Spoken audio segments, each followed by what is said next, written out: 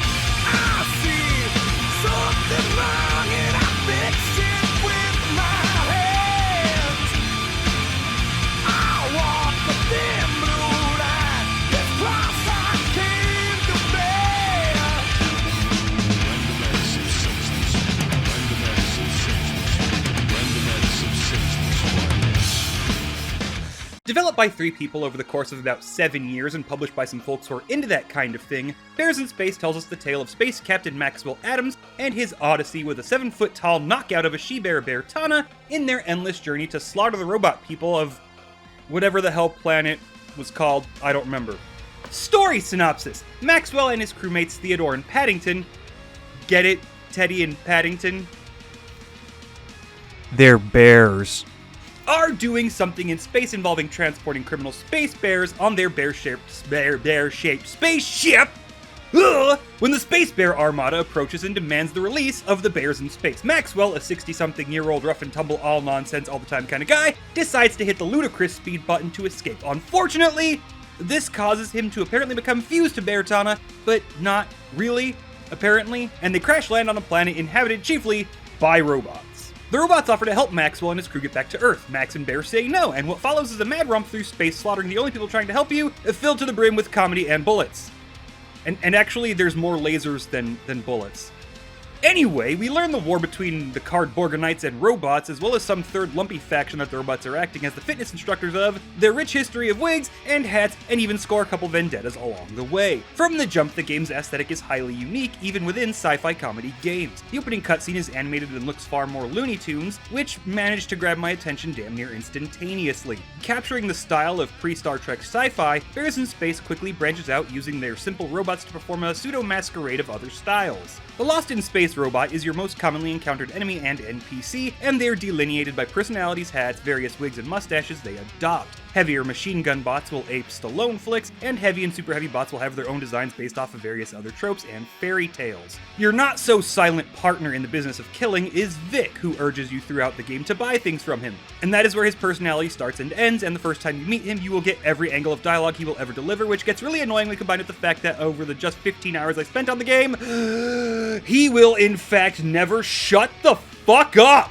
That's right, straight off the bat, we're going to get right into the issues because the issues are most prominent in the writing, the acting, and the cutscenes. It's a comedy boomer shooter, so jokes, surrealist humor, and absurdist writing, they're gonna kind of be your bread, butter, and the knife with which you apply butter to said bread with. And there's a lot of it, like a metric fuckload of it. Like, you spend more time listening to people talk than you spend shooting. Like, there is no skip feature. And when you can skip dialogue, you can only skip a predetermined line at a time, meaning if you don't want to sit through lengthy dialogue, you'll have to press the left click more times to skip dialogue than you will press to shoot things. It's the Borderlands style of comedy where they keep the player from getting bored, you have to constantly keep pestering them. And don't get me wrong, a lot of the humor works, including the final payoff to the running gag about the protagonist's psychopathic killing spree, which got me laughing incredibly hard, but for every snappy joke that shows up and lands and leaves, there are 20 that drag on and are incapable of landing. Let me set it up for you. Throughout the game, Bear, Tana, and Max have the chance to go home, but through very obvious, ooh, but what if we do this instead, and I'm not waiting 30 seconds for the next bus, let's just take this one, the running gag runs thin very quickly. There are constant options to reach their goal, and they just choose not to. It's funny the first time, it's a little silly the second time, but by the fourth, it starts feeling like the developers are taunting me, saying, ha ha ha ha ha, don't you wish this would fucking end? But then comes the final punchline in that running gag, in which all the pretense is dropped and the truth of just loving the slaughter is revealed in a manner of classic 80s action cheese flicks.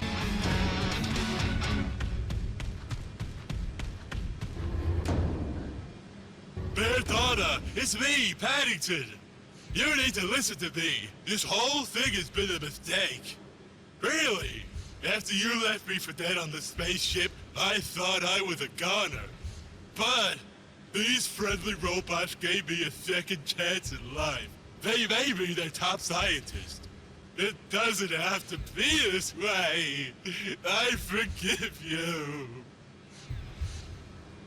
Oh yeah? Well, I never apologized. And that joke, which had me laugh so hard I nearly coughed up a fucking lung, encapsulates everything that is wrong with the game's writing. It's just not how most of the jokes go. When they should be snappy 20-second gags at most, they instead run on for multiple minutes at a time.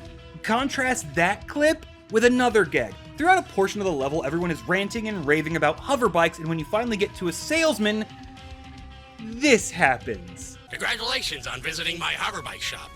Yes, we'd like one hover bike, please. Unfortunately, I just gave my last one away to that bot.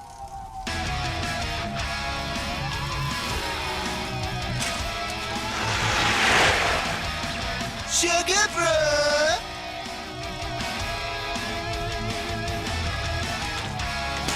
Hey bro! Sugar!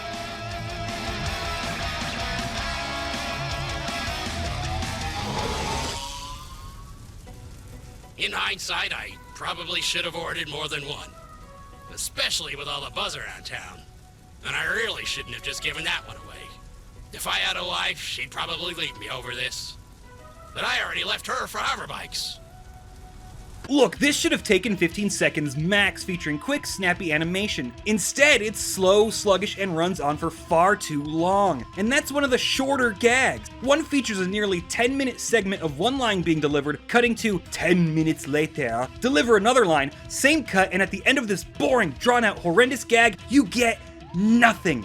And then they do it later again in the game. Okay, let's center ourselves, we'll calm down, let's slow it down a bit because we're gonna be here for a while and it gets worse. Most of the gags in this game are referential. A dating game gag, 2 Time Crisis segments, a twin stick shooter segment, Mortal Kombat Test Your Might segments, and just constant cutaways to references. It's Borderlands if it were written by the Family Guy writers, and it's constant. I mean it when I say you will spend more time listening to people talk or sitting through lengthy gags than you will most likely spend shooting in a bullet hell boomer shooter. It's painful, it goes on forever, and the jokes won't land with anyone younger than me. Disclaimer. The producers of the Crypt Revue would like to remind the audience that the only person older than the TheNecroswanson is God. Thank you. Further digging our hole is that jokes that should land with me don't, because they're played out in such a way that makes them an absolute slog. A long ass fucking time ago, I talked about the risk of legendary devs breaking away from the corporations that once wrangled them and starting projects on their own. I warned that with things like Mighty No. 9, it became obvious that being a good writer and developer didn't make you a good director.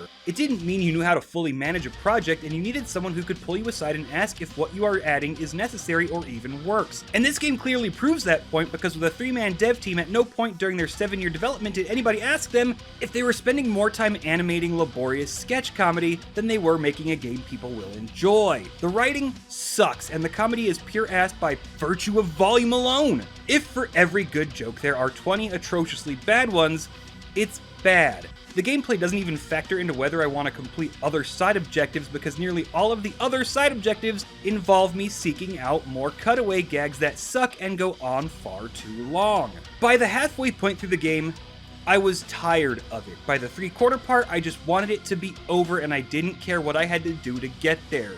And by the end, I was burned out because of just how much horseshit I had to sit through, not even able to play. Let me make this clear.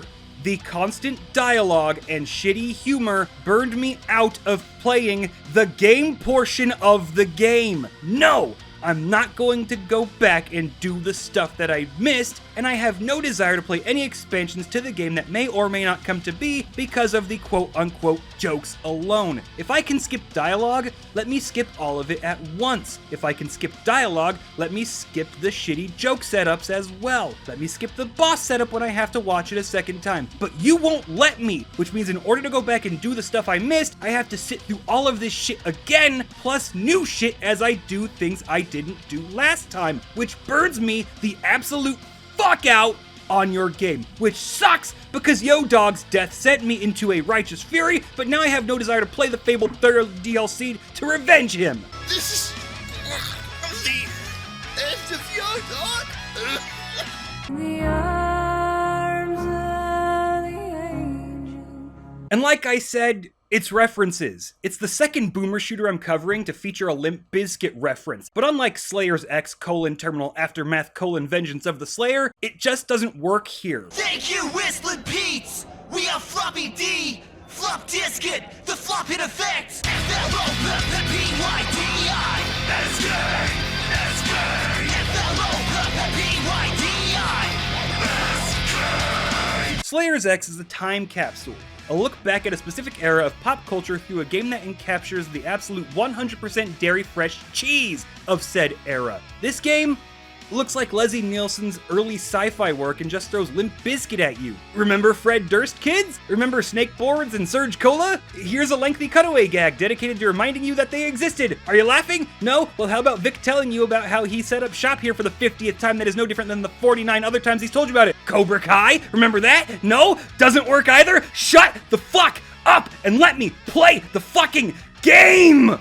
Borderlands sucks! If a series is known for being improved by removing the dialogue, it's not a wise idea to ape their issues. And it really fucking sucks because a good chunk of the throughline writing is really good, and mostly very consistent. You enter a gag where you are stomping around like a kaiju in a city of tiny robots. Said tiny robots become recurring characters throughout the story, and not just for the kaiju jokes. The Cardborganites, a faction of cardboard cutouts with robots drawn on them, seek your help and automatically line up behind you as their leader. God-awful done-to-death storming Normandy section aside, you think it's just another joke. Here's the protagonist, and of course he's our leader, but a little later in the game it's revealed that Max and Bertana are represented in the game as cardboard cutouts with stickers of their characters on them. So a throwaway plot point ends up gaining some extra depth retrospectively by this reveal that is given nearly no fanfare. It's just thrown out there as you play, much like the previous joke was. So it's not like they're just bad writers who only know how to do the lol random humor. They know what they're doing. They understand subtlety and quieter punchlines that have a much stronger effect. It's just that when they should have been working their way through that, they instead decided they needed constant garbage being hurled into your face, that it just makes me want to skip all of it and not care about missing out on the good stuff. So since I just want to play the fucking game, let's go ahead and talk about the gameplay, and let's start off by examining it in microcosm. When I was given grenades, I went into the key bindings to rebind the Chuck Explodey button, to which I saw a key binding for Flak Cannon, and I instantly got rock hard. My first FPS was Dark Forces 2, but Unreal and the following Unreal Tournament really got me into the genre. The Trident Defensive Technologies Flak Cannon made me the man I am today, so when I saw that, I went, hell yeah, and I was just waiting for when I could get it. Several hours later, we get an obvious Unreal Tournament reference, which then goes into hyping up the side activity for unlocking said Flak Cannon, and then we get into a battle on motherfucking Facing Worlds, and I get it. They give me the Flak Cannon, and it's the worst goddamn weapon in the game. The primary flechette fire launches very few projectiles that deal absolute ass damage to the point that at point blank it may not even kill the weakest enemies in one shot. The alt fire deals similarly ass damage, but it's a bit better, but its AoE is absolutely worthless if you aren't hitting the enemy with the grenade. A weapon you get over halfway through the game does less damage point blank than the base shotgun you got at the start does at a distance, but it can be upgraded via killing.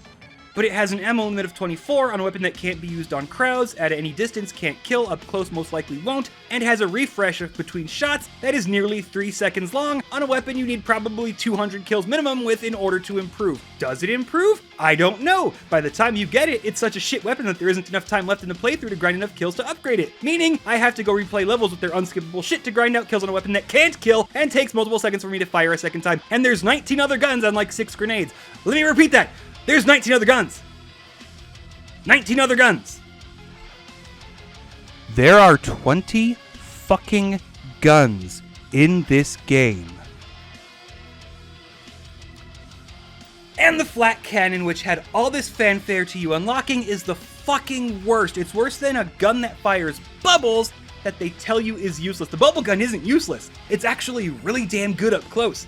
But they tell you it's useless, and they build up all this flat cannon just for it to actually be absolute dog shit. That's the gameplay in a microcosm. Here we go. It's a bullet hell, so that means arenas, carefully crafted enemy spawns and encounters, and no, not really. For the most part, encounters have interesting designs, but the player has no movement tech, so it's heavily reliant on jump pads. And then they like to throw the player into constrained arenas in a bullet hell, meaning small constrained arenas become exponentially more constrained. It's not really fun half the time. It's even less fun when enemies shoot you and grab you through walls, which they'll do a lot in constrained arenas with very little cover. Throughout the game, the player will be thrown into absolute slaughterfests in smaller arenas, and they suck because half the time you will die from bullet spam you'll never see and thus have no idea it's coming because it's a first-person game, meaning you have about 200 degrees of blind spot at most, if not all times. So every single constraint on the player's mobility, cover, awareness, and just general capability of exponentially compounded by level design. Case in point, there are multiple encounters in wide open arenas when the game just lays into you with waves upon waves, so many super heavies even your mother will tell you to put the fork down, and just being mortared from so far away you can't tell where it's from. But the arena is open, meaning what little movement you had is no longer a burden. Notice I said it's no longer a burden, not that it's a benefit. Your lack of movement options is a burden when it's all about dodging. But if you just open the arena, it's no longer a burden and just a piece of the puzzle you have to find the right slot for. To challenge the player, the developers have to refuse you any movement options from the start and hamper them further as you go. It's frustrating. Much like the writing, the arena design restrains the player more than it entertains them, and it shows just how satisfying the game can really be during open arenas and boss fights when you actually get to play and aren't being insta-killed by things you couldn't dodge because it was behind you. And then come the 20 guns. I'm not going to go into them. You know them, and there's extra silly ones. The super shotgun exists, and that's as far as I'm getting into it. What I will say is they all have different ammo, no shared types, and no double click for weapon group swapping. Meaning you can only have 9 weapons at the ready at any time unless you want to start using letters and symbols, and this is a video game, not algebra. I can't double click 4 to select the minigun instead of the rifle. I can only bind them, or scroll, or open the weapon wheel. Weapon wheels suck on mouse and keyboard. Scrolling is ass because you can't rapid scroll. You have to pull up the weapon before you can scroll to the next one. So I have 20 fucking weapons and no way to quickly manage them. And most of them suck or are just a gimmick that do nothing, and a couple of the gimmick weapons are actually better than the ones they put so much emphasis on that they have it bound by default despite the fact you don't get it until halfway through and after getting multiple guns developers decided weren't worth having a keybind for. Why? Why are we going down this route?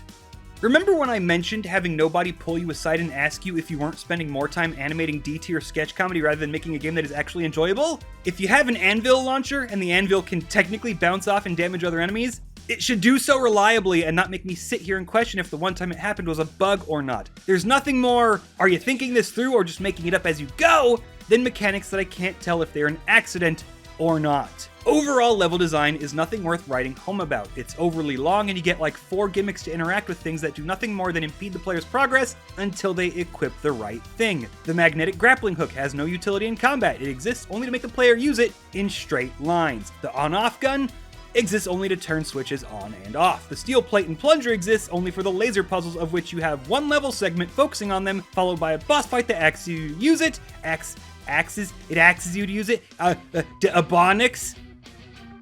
followed by a boss fight that asks you to use it, and then you never use it again, which is made worse by the fact that you can't just pull it out to use. You have to pull it out, and then press fire, which then makes you wait while Max attaches the plunger, which then, for some reason, allows you to use it.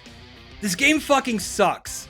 Levels are slow to traverse, and it's all lampshaded straight lines anyway. The combat is hampered first by field of view, then by restricted arenas, then by the sheer amount of weapons you have to cycle through to find which one you want to use on which enemy, then by the lack of mobility options, then by the fact that 10 of the 20 weapons fucking suck, then by the constant, endless, Family Guy Cross Borderlands 2 Turbo HD Remix plus alpha jokes. By the time I was begging jokes to end, it was then throwing me into absolute trash fights that insta-killed me by things that went through walls with weapons that couldn't kill trash mobs. And then there's the Beartana segments. You find space honey. Beartana turns into a giant bear. You're walking through levels, slaughtering hordes with dumb bear-themed references to other properties. These segments are still bullet hells. You're massive, and you have to tank 90% of the shots, but you have super health and damage resistance, and no matter how bad it gets, there's a health refill 10 feet away so you're not going to die. Could be fun, but it's just empty power fantasy that yet again pulls the player away from what they came for. Just another gimmick segment in a sea of gimmick segments, with the only saving grace being that it actually applies to what's going on in the story and isn't yet another shitty cutaway. The soundtrack actually is good. For the most part, it's really fucking good. There are some tracks that are pretty meh, but for the most part, it's thoughtful in its composition and it's fun. It's metal, but it's not as generic, and they take time to make it at least fun to listen to when partnered with the levels. And then there are tracks that get used in half of the jokes that lose their appeal entirely. So it's good, it's got great highlights, but just like everything else, so much of it is just overused to the point of it being a dead meme before we've hit the halfway point of the game. Okay, before we begin to wrap things up, let me just take a moment to turn off the I'm being hyperbolic to make a point thing and just get real down to the nitty-gritty. No jokes go on for 10 minutes. No, it doesn't really take 3 full seconds between firing rounds on the flat cannon, especially not if you're alternating fire modes. The broader point being that the game gets in the way of itself so much that it will oftentimes feel like things are taking longer than they are because they are getting in the way of themselves. If you have to sit through something multiple times because you died and you can't skip it, that's a problem. When late game guns are far less functional and useful than early game guns, that's a problem, especially when there's 20 goddamn guns. Everything in the game is designed to make you waste time, from just getting through a segment, getting through a level, just getting to the gun you want to get. Everything is all about slowing the player down in a game that should really be focusing on going faster. Throwing the dope fish into the game a billion fucking times is not going to fix that. Can we please just get past this idiotic, spastic, turbo autismo design where we want to have fast-paced games, but we need to constantly be throwing up roadblocks in front of the player? Please? And this is generally the part of the video where I run a tally of everything, and we can talk about how it is as a value proposition. But this shit fucking sucks. There is no value proposition, because whether or not the gameplay is actually satisfying is up for debate, because even when you actually get to engage with the core mechanics, most of the time you're being hampered by some aspect of the game's design. The thing you come for, the core gameplay, is the only time any restraint is shown, and they aren't being restrained in a constructive way that takes great care of what the player will have at their disposal like most fucking boomer shooters, because they threw in a million things at you with questionable utility and no movement options. It doesn't show restraint, it's restrained by its own unwillingness to just sit down and cut out the fat that doesn't work. You can't come for the core gameplay because it's the least of what you get from the purchase. You can't come for the writing because it's all referential humor that's been done to death, and any jokes that aren't gags they run into the dirt by the halfway point but refuse to stop using. And you can't come for a specific writing style or style of humor because there just isn't one. The game offers nothing by sheer virtue of just shoving things in as they went. Most great boomer shooters are monuments to their excesses, but they know what they want to make from start to finish. They tailor the experience around what they want the player to have, and they know exactly how they want the game to flow. Bears in Space has absolutely none of that. There is no restraint, and everything they could think of was put in as it was thought up. If this game were a person, it would be on TV, dying from overeating, blaming genetics, and telling a doctor that they don't know what they're talking about, and it's a shame, because with even half of these jokes cut and the ability to skip dialogue and the weapons shaved down to what actually fucking works, it would be a really good game. If it just took care of itself, stopped going to the old country buffet, and took some kind of direction, it could be an incredibly solid game that may not land with everyone, but would absolutely be solid and something special to a good chunk of its players. As is, it's a bloated, writhing, rotting mess that not even Papa Nurgle would stick his dick in. There is a lot of good here. Great writing, punchy moments of great humor, battles that made me go, why isn't there more of this? And even melodrama that I accept the premise of because the setting and the setup. But the developers buried it, and they buried it without ever once thinking about the fact that they were doing so. The game starts off by asking the player to please be mindful of the fact that it was developed by 3 people over the course of 7 years. Broadside Games and Ravenscourt sell you a comedic bullet hell boomer shooter, and then do everything in their power to make sure you don't get to play a bullet hell boomer shooter. And as I always try to be mindful when it comes to the indie sphere, because it's very different of a beast than AAA. So I tried, but at the end of the day, I'm not your friend, I'm your customer. And maybe it goes back to the Borderlands shit. Maybe I'm the customer, but I'm not the target audience. Maybe the game is actually really good to somebody. Maybe it can be itself with someone else, but not me.